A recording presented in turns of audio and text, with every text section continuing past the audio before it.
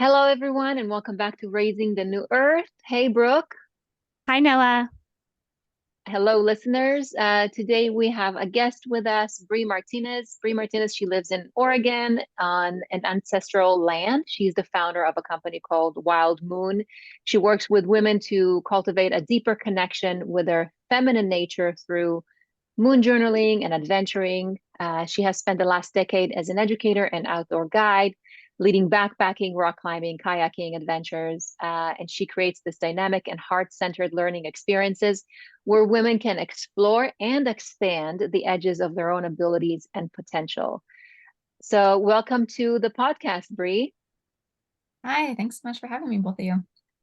Thank you for reaching out and being our guest. So, tell us a little bit about your background and at what point in your life did you feel that this is what you want to do? I started backpacking, which was my first kind of big introduction into, I guess, nature connection on a deeper level. I'd always hiked with my parents as a kid, but it becoming my own practice, it really started when I was in college. I had a class where our final was going backpacking together for a 10-day trip. And it just changed my life. And from that moment, I just realized I wanted to share that experience with other people because when I was out there, I felt like I was able to connect to this deeper level of myself and of the entire world in a way that I'd never felt or experienced before, and just had so much like a feeling of freedom and inner peace and clarity of mind.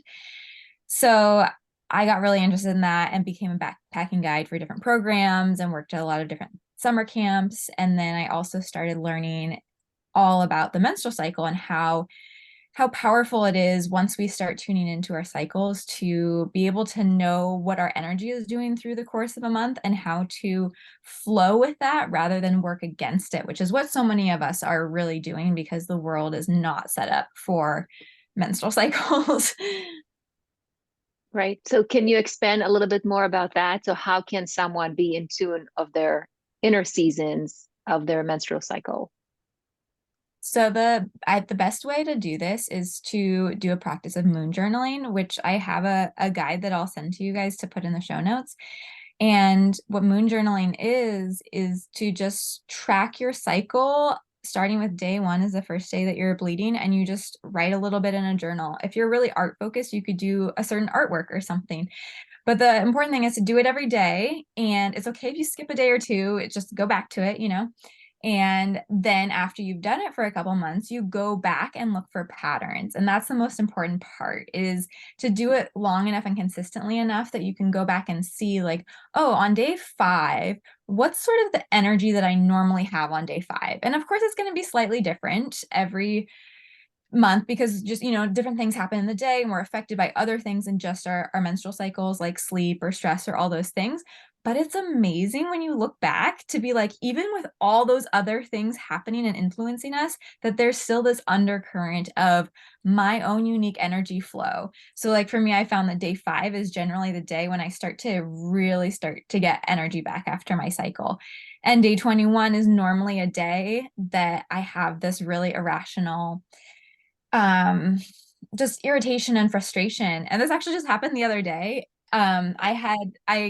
I don't moon journal every day now. I did it for several years, and now I just keep track of it on my iCalendar and mark what day is going to be the first day of my period. So I was sitting in the kitchen the other day and my partner was asking me questions, just normal questions like, "Oh, where should I put this?" And I was like so irritated. It was like that I want to rip your face off vibe. And I was like, I wonder if it's day 21. And I went and looked at my calendar. It was exactly day Oh 21. my So, God, you can start to, yourself on this really deep level. And it's so fun. I That's love that. amazing. Yeah. I I you see so much that it's like it goes through the phases and like what you should be doing and stuff, but to journal yourself and then to actually be able to see what your own energy and like have that kind of reflected back to you in that way is so powerful. And yeah. Powerful and empowering. I think Mm. it's Right, exactly. exactly. Yeah, I think it's one of the best ways that we can take our own power back as women and just be like, nope, I have the proof right here that this is how I am, this is how I feel, this is me, and not have someone else tell you, oh, you should, you should be happy right now, or you should be energetic, or you should be doing this thing right now. It's like, no, well, I know that at this point in my cycle, I need rest. Right. Or I know that at this point in my cycle, I want to go do something social and energizing. So Yeah. yeah.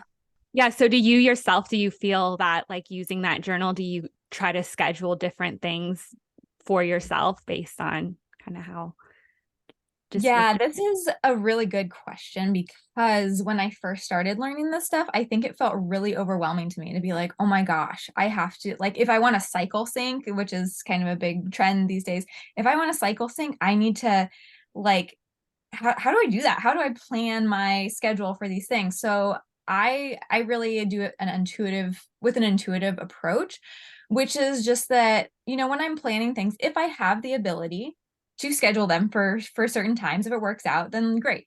If not, I just have an awareness of going into things like, okay, so it's going to be day 21 and I am going to need to go be in a social situation where I'm going to need to talk to a lot of people. I know the I want to rip your face off feeling is going to come up for me. So I'm just going to be aware of that. And like, I'm going to give myself grace. And I'm also going to allow myself to take breaks, like go to the bathroom, 10 times if I need to just like be away from people or things like that. So it's more of a, how can I flow through my life and just honor the energy that I have, not try and fit my life to the energy that I have necessarily, if that makes sense. Yeah. that makes so much sense. Awareness is everything. So when you're aware of the energy that you're coming with. Yeah. Yeah.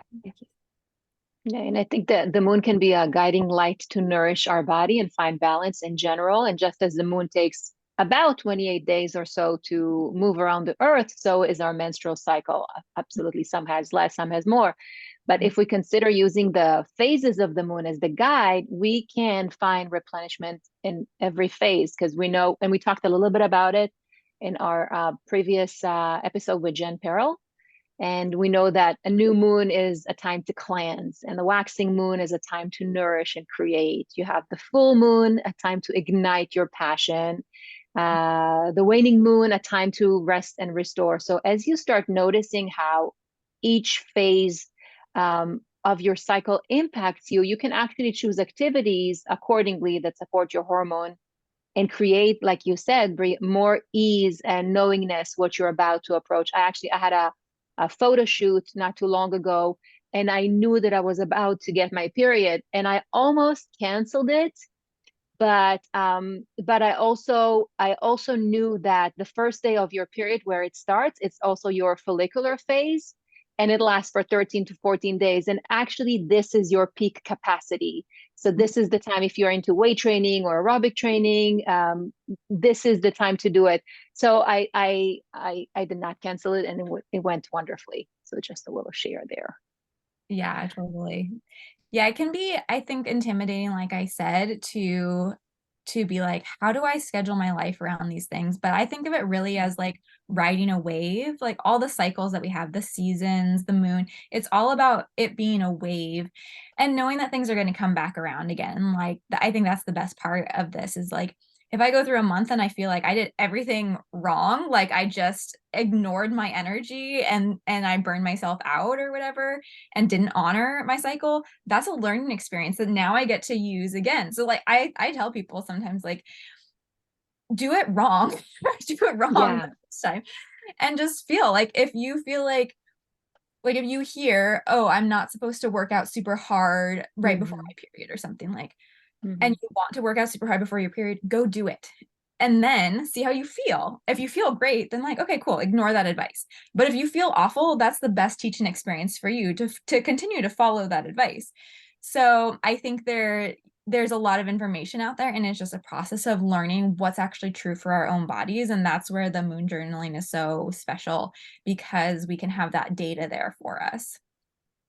Yeah, and we know that for thousands of years we've seen correlation between a woman's cycle and the lunar phases. And nowadays with our society, we don't have the luxury of bleeding with a new moon and ovulating with a full moon. So it puts a lot of stress. If we need to take time off in the opera world, when I used to sing opera, in the contract, you have 3 days that you're going to have a sub because what happens to the vocal cords, they everything expands, so you become a little more hoarse. There's no, particular blood flow.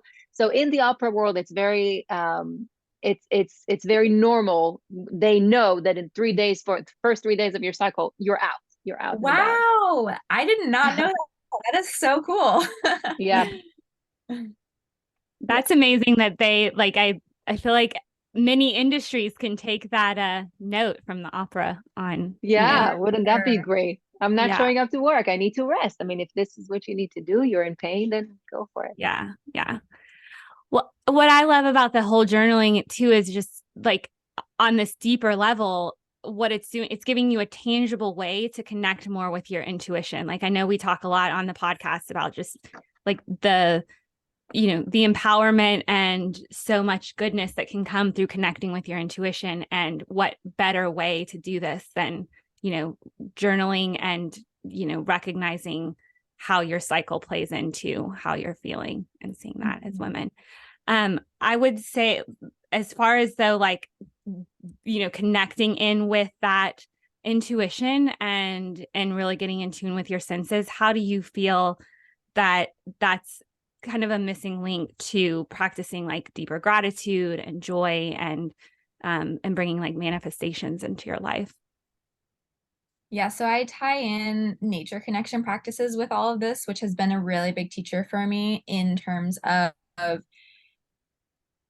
deepening my self-care practices like gratitude and joy and being able to manifest things like you just said. I think that it all ties back in with getting to know our bodies. And so I tie this practice too with nature connection practices, where I'm teaching people to sit outside and just do nothing, but just experience what's going on through all 5 of your senses, and to really heighten all of those senses. Because it's one thing to just go sit out there and be like, that was wonderful.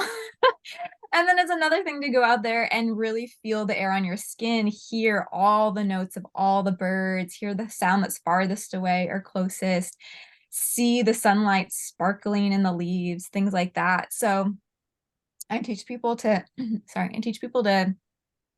connect more with their senses.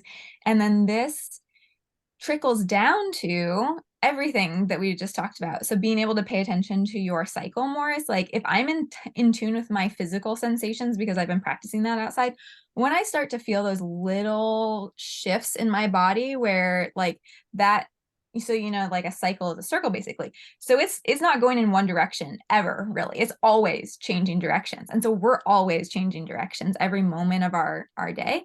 And so those little physical shifts that we get, or emotional shifts, if we can pay attention to those on a very fine level, we can feel that curve going around the circle better and be able to stick with our cycle rather than getting carried away with one thing because we've just like have forgotten how to sense things. Yeah. And then in terms of like joy, we block out so much. If you think about being on a computer, I don't know if you guys ever have this experience, but just like looking up from a couple hours and just being like, where am I? That feeling of like, I've just disconnected from my entire body for multiple hours. And so the ability to reconnect with our own joy through the practice of sensing is amazing. And then I'm not sure, have you guys had anybody on talking about like law of attraction, or do you guys talk about that at all? We haven't Well, we love specifically it. talked about Yeah. it, but yeah, Okay, we're so you guys are at least probably familiar. into Okay, We talked about it actually a little. We talked We about did? Esther Hicks. You Okay, cool. gave a quote from Esther Hicks. I know. Oh, that's I true. don't That's remember what true. it was. That's true. Yeah, That's true. but Yes. yeah. Yeah. I mean, I'm not an expert on it. I don't know if I could, if you're listening, you should maybe just go look it up, because there are people out there that can explain it way better than me. But in terms of attracting what you want, it's important to be able to visualize and sense what you're trying to create in your life. And so I've had a lot of success with this in terms of being able to use my senses more, as like, oh, like light bulb moment. If I am more in tune with my senses and I can create a bigger sensory experience for myself when I'm trying to imagine the things that I'm trying to create or attract, it's that much more powerful. So I actually have a really fun story to illustrate this. And a couple, or no, it was last summer actually, or last spring. I was doing a forest survey, and I had this tree drill that it was my boss's drill, and it's used for drilling a tree to count the rings and find out the age. And so I was in this plot measuring trees like way back in the woods, like miles down a bad dirt road, like having to hike in like a mile down like this really steep off trail terrain, gnarly. And so I got back home and realized I had left my drill at the plot. And so my boss had told me so many times like how amazing these drills are and that you can't find them anywhere anymore. Like, and so I was like, I can't tell him I lost this drill. So I went back and like drove all the way, hiked all the way out there. And with my partner, actually, he came with me for moral support. It was like a really rainy day too. It was rough. And so we get out there and I'm like looking everywhere for it. And it's, there's just so many branches. It's like jungly Northwest forest. And I could not find it. And I was like, oh no. And I had that feeling, that desperation feeling of like, I have nothing left to lose. Like I need to find this drill. So I just like sat down and I decided to just visualize it. And from all the nature connection practices I had been doing, I had the ability to like call up colors in my mind or sensations of touch and things. So I imagined holding the drill in my hand, just like the exact way the metal feels, the color of the handle. It's like a bright orange, which is funny that we couldn't find it because it's bright orange. Like what it smells like when I'm drilling the tree, like what it feels like, all those things. I just called that up in my mind for a couple of minutes and just sat there. And then I opened my eyes and my partner was like, here it is. And he had found it. It was still drilled into a tree, which is, I was looking like around the bottom of the tree. I thought I left there. It was still drilled into a tree. But it was so crazy. And I was just like, it was a very clear moment of like, I just manifested that. Yeah. Wow. Because it was literally when I opened my eyes. So the ability to tune into our senses is not only super important for knowing ourselves, but also for creating a reality that we want, if that makes sense. Yeah. Well, yeah, and we do and Joe Dispenza talks a lot about this too, and just so kind of to, so if this is kind of new to anyone, like from a science perspective, the brain doesn't really, all it is reality. So whether you're thinking it or you're experiencing it, when you're like really tuned into your body, or I should say your body doesn't really know the difference. So like you're starting to match that energy of what you're visualizing. And then, once you have that, I mean, from an energetics perspective, it's like attracts like. So yeah. Oh, and that reminds me, like a piece that I didn't mention was as I was doing my visualization, I was imagining the feeling of relief that I would get from yes the drill. And I think that was key. Yes. Yeah. And that's what Joe Dispenza talks about too, is like, can you call up that emotion or that sensation? And so these practices of sitting in nature where we're just experiencing are really good for building that ability in ourselves to do that.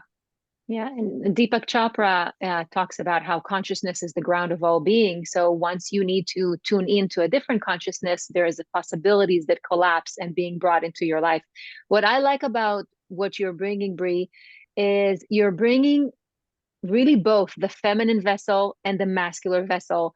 And you, and by the way, whoever is not following Bri on Instagram, she has a very inspiring page called Wild Moon Experiences.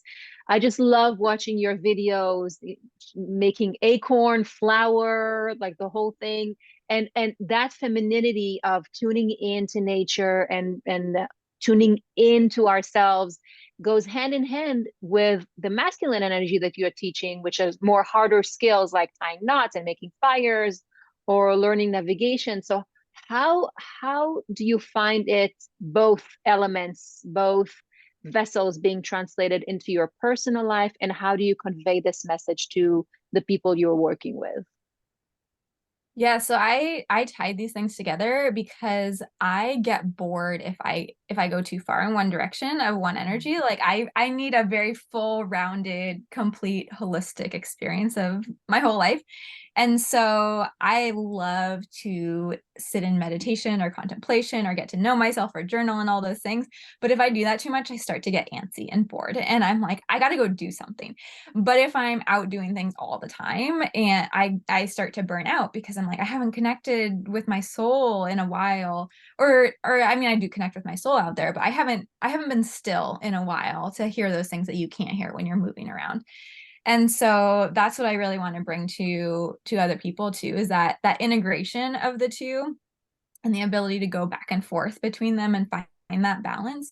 And so, yeah, like that feminine aspect of, you know, tuning into your cycle, feeling your senses, being receptive, but also I love adventure. And it's so fun to learn new things that are useful and practical, because I think this is another piece where technology really has like removed us from our ancestral roots of being, we're humans that use tools outside and like move our bodies and things like that. So I tie in backpacking. So backpacking can be really very, very physically challenging. You're carrying a very heavy pack. It's uneven terrain. It can be steep. It's not normally just a straight groomed trail. There maybe are boulders or trees to climb over, things like that. So being able to build some physical grit within yourself to be like, you know, we just hiked 5 miles and realized that our campsite is actually like another 5 miles. We misread the map or something like that, you know, where you have to like pull up these like deep down into yourself and pull up this inner strength that you don't always tap into in our normal society where we have cars to get us or something like that. And then also the skills that come along with being outside, like tying knots. I remember that when I learned to tie knots when I was working at summer camp and set up a tarp shelter, I was like, I suddenly instantly felt like just a more competent human being, I guess. And it's funny because it's like, I don't tie knots every single day, but to just walk around with the knowledge that I can tie a knot that I know is not going to come undone and that I can get undone easily when I need to and can hold a lot of weight. Like that's just, I don't know, it's very empowering. And also to know how to navigate with a GPS or all those things is, even though I don't use them every day, it just makes me feel like more confident as I'm walking around. I love that you're bringing to people what it is that you feel is lacking and what it is that you feel that needs even more of a boost. And something that you said when we met earlier this week, um, you said something about sometimes in life we feel like everything is going just fine until it's not. And in those moments, we need to look inside ourselves. Can you expand on that? Can you repeat and expand on what you said to us? Yeah, I'm trying to remember exactly what I said. It sounds like something good. It was. I wrote it down. That's how good it was. But yes, I think that outdoor experiences can really train us to go with the flow in terms of things don't always go according to plan. And I'm not sure if this is exactly what I was talking about, but this is where my mind is going now is, so I remember when I did my wilderness first responder certification, which is a 10-day course where you're all day in class and doing scenarios of like wounded people with like blood paint and stuff like that, trying to learn like first aid skills. I was losing the word. First aid skills for the wilderness, you know. And so the last day, the final test kind of is an evening scenario where you go out after dinner. And I was in the summer, it was like 7 o'clock, but it's getting dark. And it's a multi-hour scenario. So you're like out there for a long time, like taking care of patients and like there's a little bit of mystery to it. Like they don't really tell you what's going on and you kind of have to like figure out and problem solve and things like that. So we finished, and then as we were walking back, the course instructors had set up a second scenario that was a mass casualty scenario, and it was just like we all thought we were done in like 10 o'clock p.m. walking back in the dark, and all of a sudden like, oh, we have to like take care of more patients.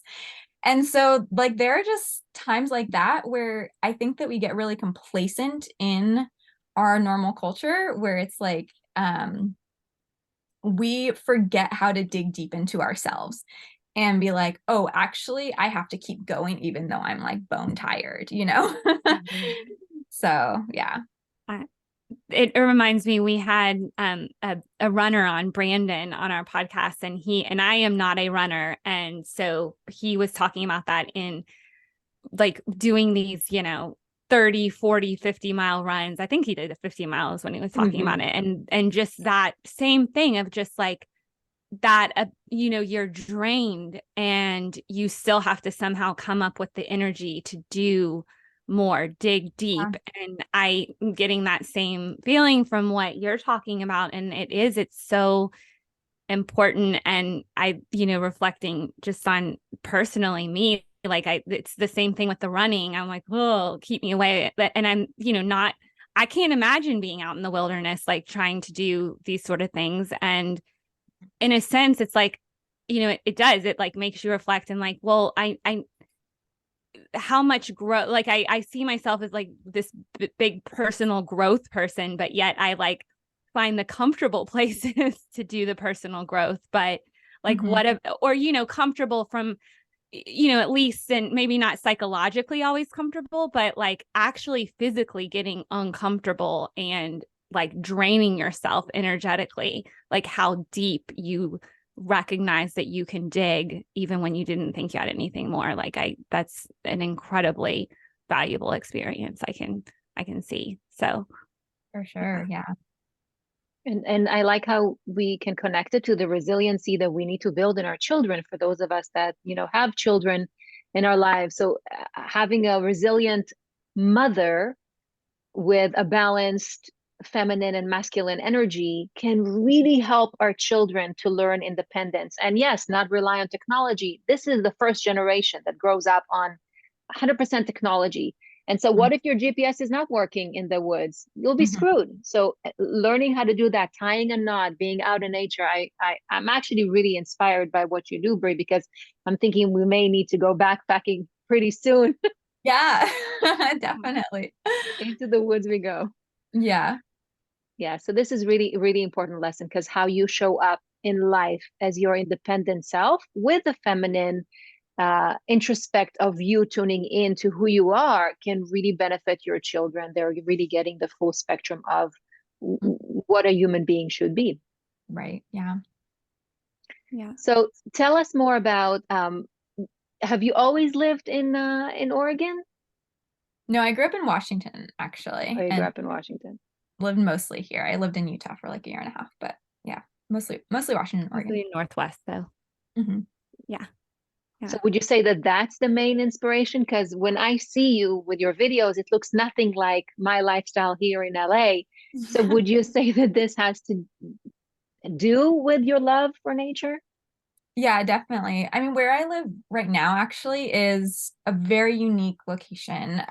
It's like I live in Eugene, Oregon, and it's like an old hippie commune that used to be like an intentional community, I think, but now it's just a group of roommates. But we have 7 acres, and then I live in a cabin that's like 10 feet by 10 feet, and it's not a tiny house, it's just a sleeping space. But then we have a main house that has like kitchen and bathroom and everything, and then other cabins that other roommates live in. So every day when I get up, if I want to use the bathroom, if I want to go to the kitchen, like I have to walk outside. And every day when it's sunny, I'm like, my cabin's too small. Like I just walk 3 steps and I'm outside. I'm like, there's no barrier to going outside. Whereas like when I go home to my parents' house in Washington, they live in a suburban area. It's like I end up not going outside as much because it's just the house is like deeper, like you get deeper into the house. But here it's just, there's very much a very small separation between being inside and being outside. I sometimes call it glamping. Like there's cracks in our walls, like our doors don't shut all the way, things like that. So yeah, and that's kind of like how I love to live. And so being here, I get to see like baby fawns walking through my yard and stuff. So it feels more immersive in nature. And it's funny because I've been here like 8 years, and since I've lived here, I've noticed a big decrease in like actually feeling the need to go out camping anywhere. Like I still do, and I love to do that. But if I don't end up doing it, I don't feel like I'm craving it, because I'm like, I'm in the wild already. We can barely see our neighbors' houses and stuff. So I think it does fill a huge part of my soul that I need and allows me to interact with things like the acorns you saw me grinding come from the trees in our yard and stuff. So yeah. I feel like your vital energy, your prana is really peaking. Like you have life energy within you 24/7. It's so beautiful. Mm-hmm. And that's something that attracted me about the whole movement of tiny homes. I was like, a part of me wants to be in a tiny home because you can put it on a land and there you are. Like you can't be in the house too long, you'll it's too claustrophobic. But here you are in this big land or forest or wherever you put your home, and you can say to your kids, go play with nature, go see, Right. what you can find out. Yeah. Very appealing. Yeah. Mm-hmm. Yeah.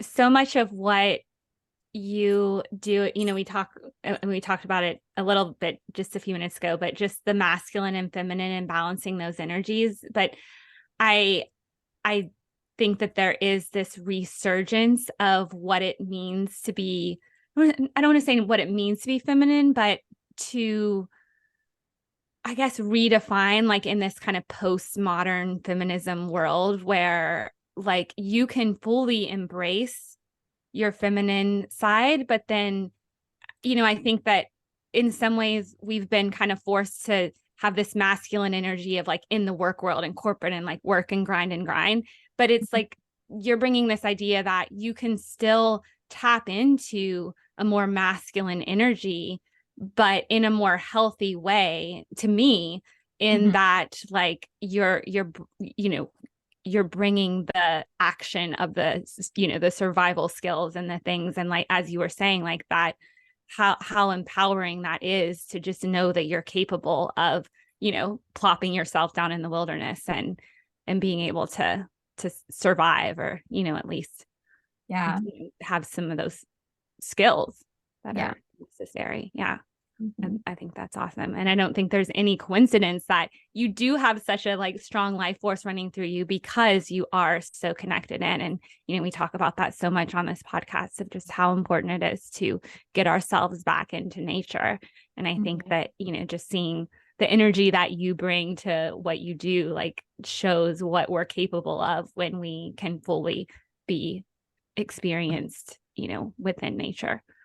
Yeah, definitely. Yeah, I think there can sometimes be a lot of like rejecting of the idea of masculinity because of toxic masculinity. And it's like, well, masculinity is not bad. It's that there are ways in which we express that are not healthy.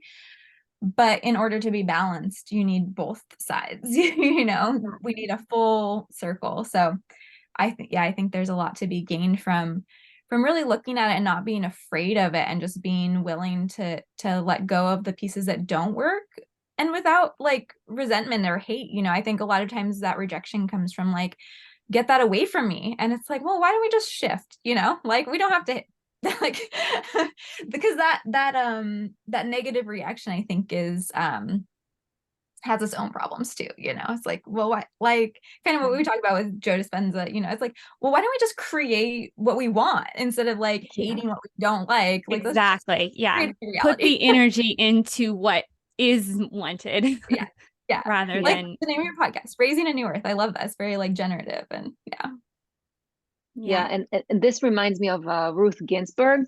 I just recently saw a documentary about her, about she had a strong desire for herself and for other women to learn more harder skills. And, she started her career as a justice, and then she left this physical world as an advocate fighting for women's rights. And something that she said, she stood up, I think in 1996, she wrote the majority opinion in the United States versus Virginia. But she said, in front of the courthouse, she said, don't take away our ability to succeed, because back then all the rules were that women have to be home, they can't work past a certain time, like all these rules that the masculine energy thought that they're actually protecting the women. And she said, you're not protecting us, you're actually preventing us from showing you what it is that we're really capable of doing. So what you're saying is that real change and enduring change happens one step at a time. So instead of being con or against something. We got to fight for the things that we are about and we want to bring about. But the intention, and we always talk about Brooke and I on the show, the intention of doing it is what's going to lead others to join. So it's not that we're rebelling against, but we're showing you what being for something looks like, and it's a genuine desire to change and to fully be able to express ourselves with both vessels that we have in each and every one of us. Yeah. Mm-hmm. Yeah. I'm curious, have you read the book, or either of you, Women Who Run with Wolves? No, but we talked about it. Okay. I feel like, and I have not, in all honesty, it's like a pretty long book, so I haven't read all of it, but I've kind of skimmed through it. But it's talking about like the wild woman archetype, and that, you know, essentially we've disconnected from her over just like generations of, you know, just what we've kind of come to in our modern life. But it's like that reconnection into that archetype of like the wild woman. And yeah, it just kind of reminds me of like the energy. Yeah. Yeah, the introduction, I just reread the introduction actually a month or so ago. Is so good. Like, even if you don't read the whole book, just go read the introduction. Just read the introduction. Yeah. I'm forgetting specifically what it says, but yeah, it's mm-hmm. Now I have to read it. Yeah. And there are other archetypes that we have too. Like that's another thing I teach with Wild Moon is the archetypes that go along with our cycles of like the wild woman. I kind of tie along with like the premenstrual phase of the cycle. Like that's when she kind of comes out. Like, I'm not going to be held down anymore. Like, you've been suppressing me all month long, and like I'm coming out. And then in like the menstrual time, we have this wise energy that comes out, like that elderly sort of grandmotherly energy that we can tap into. And then after we're done bleeding, we get that surge of energy that I call like the virgin warrior. And I make sure to mention it's not virgin like sexually, it's virgin as in just like newness, you know, like new eyes. Mm-hmm. And that energy that's coming in of like freshness. And then the peak at ovulation is like a mother creator energy. And so we have all these different energies and archetypes inside ourselves. And I love that book for going deep into the wild one part of it. And they overlap too and like flow with each other. Yeah. It's not categories or boxes. And that's, I just love that about it. Like you can see them interact or like, you know, around and stuff. So yeah, that's cool. I love that, like the connection of your cycle to the different archetypes like that. That was that's brilliant. Mm-hmm. Thing.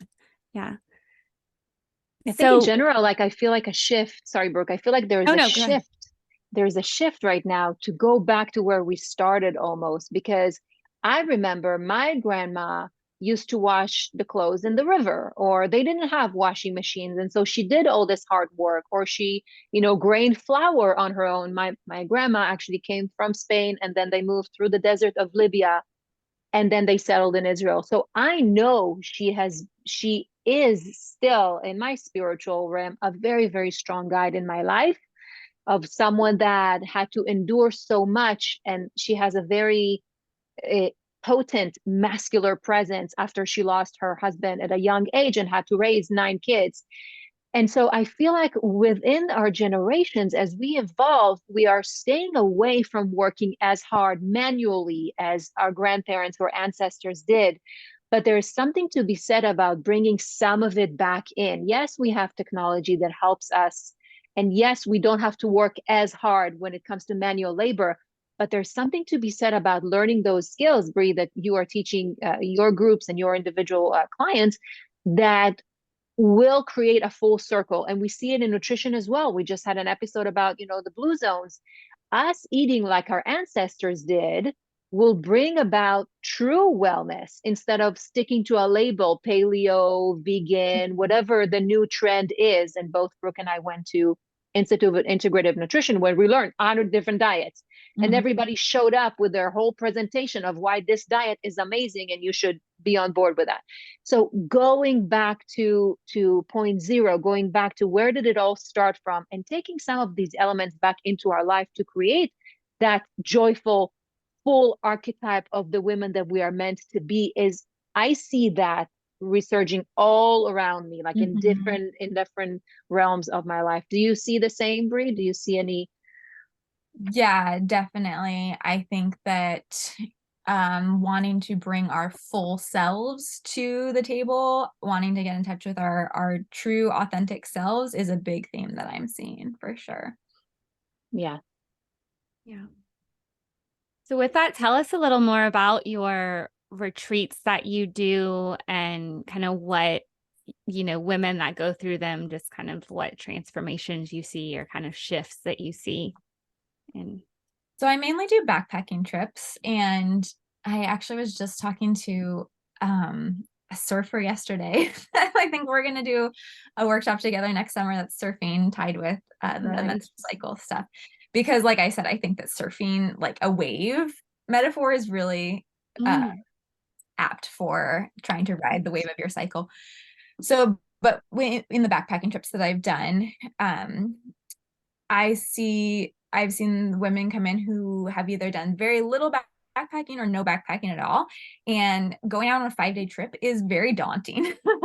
And I love to do 5 days. I will offer 3 days as well, but I love the 5-day because you get to disconnect on a deeper level, and it can feel really scary. But on just 3-day trips, it's like you're in and you're out. You don't really get to sink in.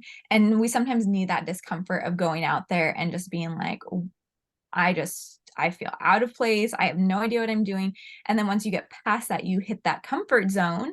And then that's where the magic happens of, wow, like I can just be comfortable out here. Like one of the trips I went on, we actually got rained on for like a whole day or something, and not too bad. Like we weren't completely soaked, but we made a fire and, we stayed warm and everything. And we just hung out in the rain, around the fire. And at the end, some of the participants were like, yeah, that just felt like so great to just be like, yeah, we're just doing this, like, just being comfortable with something that normally we'd like run inside for, and I think also the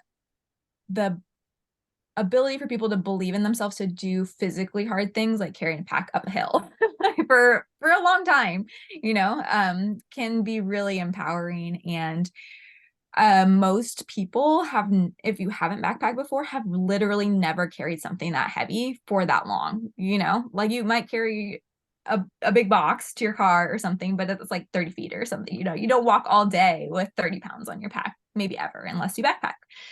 So doing some of these things, I think the women that have come through have just been like, wow, like I did that. And then you have that experience. No one can take that away from you once you have it too. Is like, you did that. And like, yeah, now you can do it. and it was Very all proud. you. It was you. Yeah. Yeah. Yeah.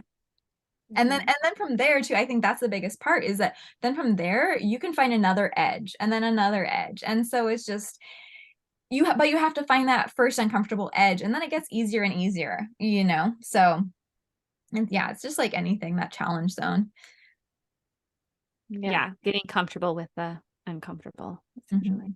Yeah, I feel like for me, like personally, growing up in Israel and going to the army, like that harshness of that world coming from, it's almost like a different world altogether. I had to work on softening myself. And as I embraced myself in the American culture, I started getting really comfortable about things that we don't have available, in Israel, or I didn't think we had available at that time. So for me, it's like it's what you're saying, what you both are, speaking about. It's like re-engaging the side of me that I know is there, but I was like, I chose comfortability for a little while. I was like, I don't want to go, go, go, go. But like you said, we can have both. And I think now being comfortable for so long, I can definitely dive back into, carrying a 30-pound bag on my back and go Yeah. for it. Yeah.